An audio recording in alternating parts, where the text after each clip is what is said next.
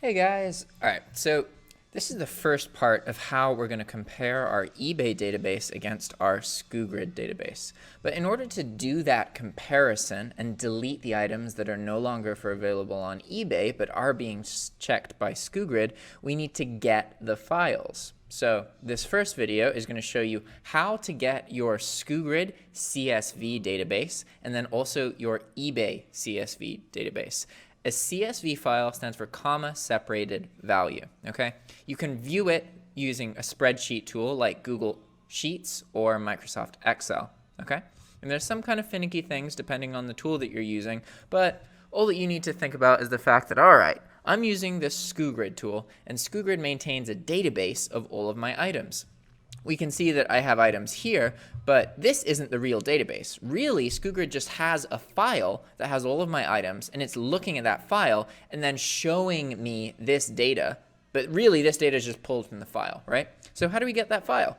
All we have to do is click on My Items, go to Import Export, and then click Export CSV.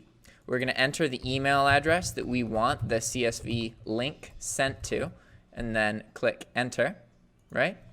And then what's going to happen is we're going to get an email from SKUgrid that has the download links to this file, okay? And my file's really, really big because I have, 80,000 items, right?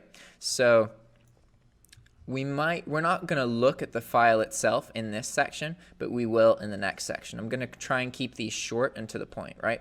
So we have gotten our SKUgrid database, or at least we've done what we need to get it. So now we need to figure out how do we get the eBay database to compare it to? Well, that's pretty easy. You can do that using something called File Exchange, which is something that eBay provides, right? Go to ebay.com, go to My eBay, and then Summary. From here, we go to Accounts.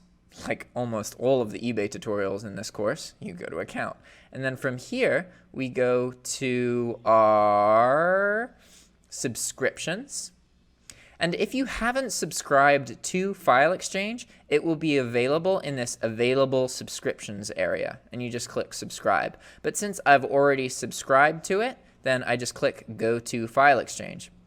From here, we want to create a download request. And then we want to select all of our active listings. This is going to include all the listings that are in stock and out of stock. It's not going to include anything that we have, like a record of sales or awaiting payment or any of this kind of stuff. All we want is a database that contains every single item that we currently have for sale on eBay, right? So click Active, Standard, All Active Listings, and then the email address that you want the file sent to, and then click Save. Awesome. So now that's all you need to do to initiate the requests for the databases. So now we'll go into our email address, and if we're lucky, one or two of these will be available already, but probably not.